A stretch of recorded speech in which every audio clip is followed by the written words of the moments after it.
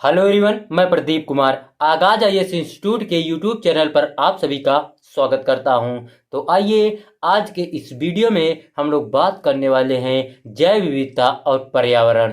जैव विविधता और पर्यावरण से रिलेटेड यूपीएससी के प्रीलिम्स और मेंस के लिए आज के जितने भी मोस्ट इम्पॉर्टेंट टॉपिक है हम आप लोगों के लिए लेकर आए हैं। तो चलिए देखते हैं। तो देखिए, प्रीलिम्स के लिए जो टॉपिक है वो है रसायन और धारणीयता का दूसरा बर्लिन फोरम SAICM, UNEP और स्टॉकहोम कन्वेंशन, सीसा विषाक्तता और फुकुशिमा परमाणु ऊर्जा संयंत्र सतत विकास लक्ष्य। और मेंस के लिए जो टॉपिक है वो है SAICM बियॉन्ड 2020 है, रसायन तथा अपशिष्ट के सुदृढ़ प्रबंधन की आवश्यकता।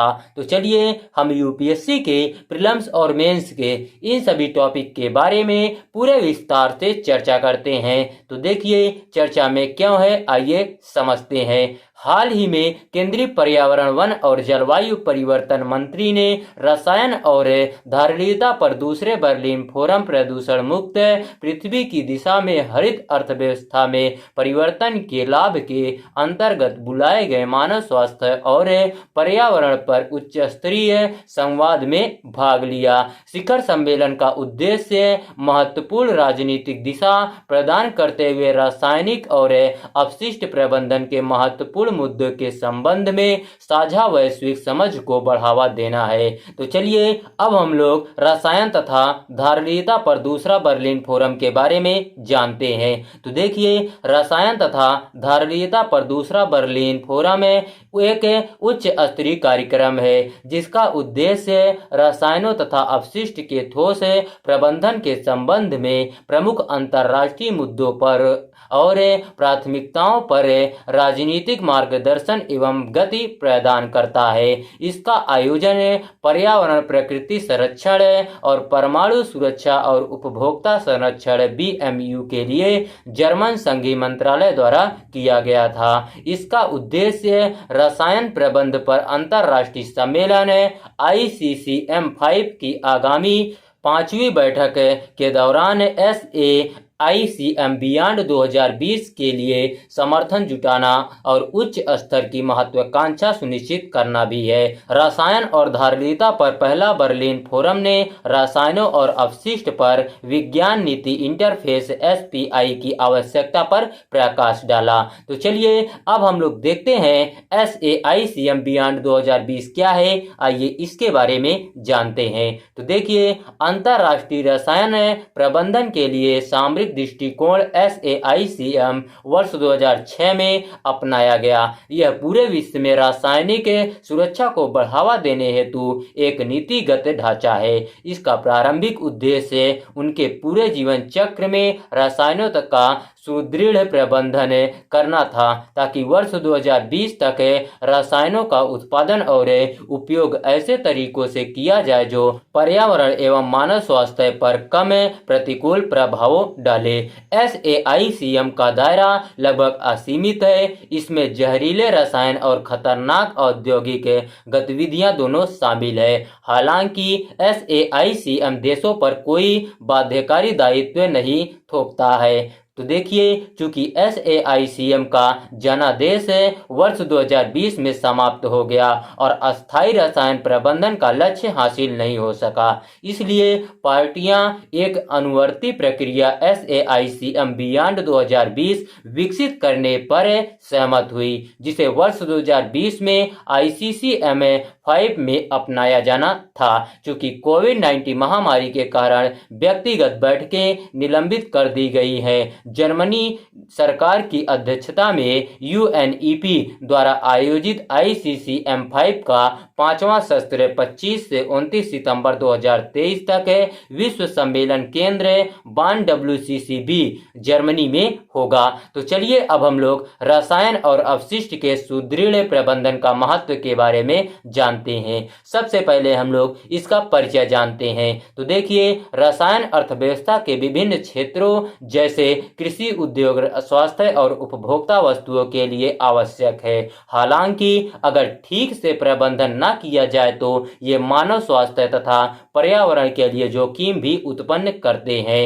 देखिए, WHO की वर्ष 2021 की रिपोर्ट में अनुमान लगाया गया है कि चयनित रसायनों के संपर्क के कारण वर्ष 2019 में 2 मिलियन लोगों की जान जा चुकी है और 53 मिलियन विकलांगता समायोजित जीवन वर्ष खो गए। तो देखिए, वर्ष 2019 में रासायनिक जोखिम के कारण होने वाली लगभग आधी मौतें शीशे के संपर्क में आने और उसके परिणाम स्वरूप हृदय संबंधी बीमारियों के कारण हुई। रसायन और अपशिष्ट का सुदृढ़ प्रबंधन निम्नलिखित के लिए महत्वपूर्ण है।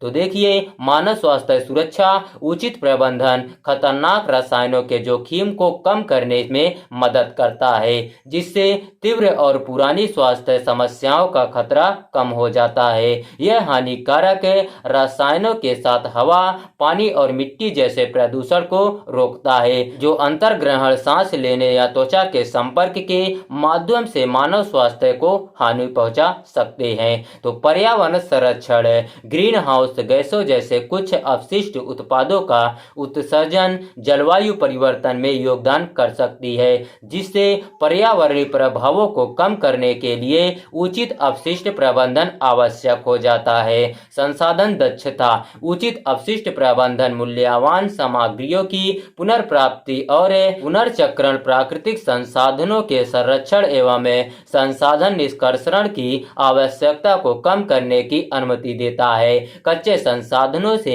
नई सामग्री के उत्पादन की तुलना में पुनर्चक्रण और उचित अपशिष्ट निपटान में से ऊर्जा की बचत हो सकती है। आर्थिक लाभ है, अपशिष्ट प्रबंधन और रिसाइकलिंग उद्योग रोजगार उत्पन्न करते हैं तथा आर्थिक विकास को प्रोत्साहित करते हैं।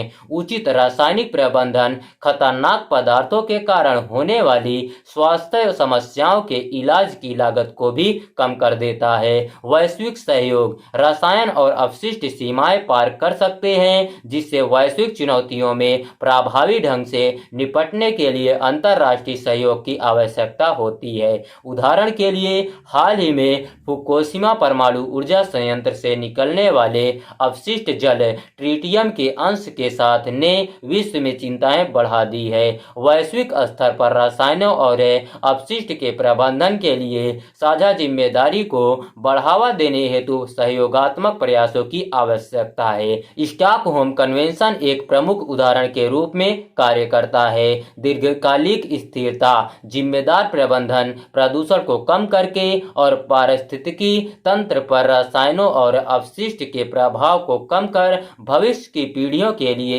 एक स्वच्छ एवं सुरक्षित वातावरण सुनिश्चित करता है। यह सतत विकास लक्ष्यों SDG को प्राप्त करने और ग्रह और उसके लोगों की सुरक्षा के लिए भी महत्वपूर्ण है। तो चलिए नोट आइए समझ लेते हैं। तो देखिए, स्टॉकहोम कन्वेंशन एक वैश्विक संधि है जिसका उद्देश्य दीर्घ अस्थायी कार्बनिक प्रदूषकों POP, जो लंबे समय तक पर्यावरण में बने रहने वाले व्यापक रसायन है और लोगों तथा वन्य जीवन दोनों के लिए जोखिम उत्पन्न करते हैं, से मानव स्वास्थ्य और पर्यावरण की रक्षा करना है।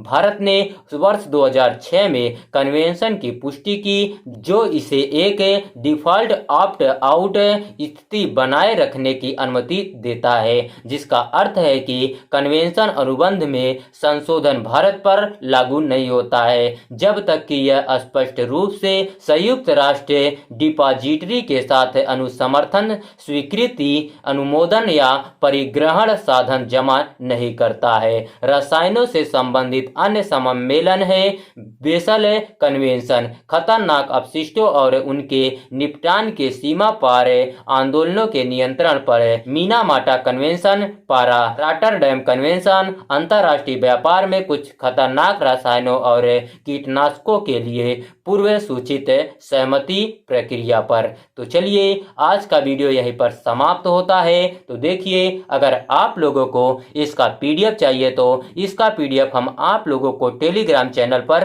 दे देंगे। टेलीग्राम चैनल का नाम है आगाज आईएएस इंस्टीट्यूट और टेलीग्राम चैनल का लिंक हम इस वीडियो के डिस्क्रिप्शन में भी दे देंगे। आप यहां से भी जाकर टेलीग्राम चैनल को ज्वाइन कर सकते हैं और पीडीएफ डाउनलोड कर सकते हैं। तो चलिए अब हम लोग मिलते हैं नेक्स्ट वीडियो में। धन्यवाद।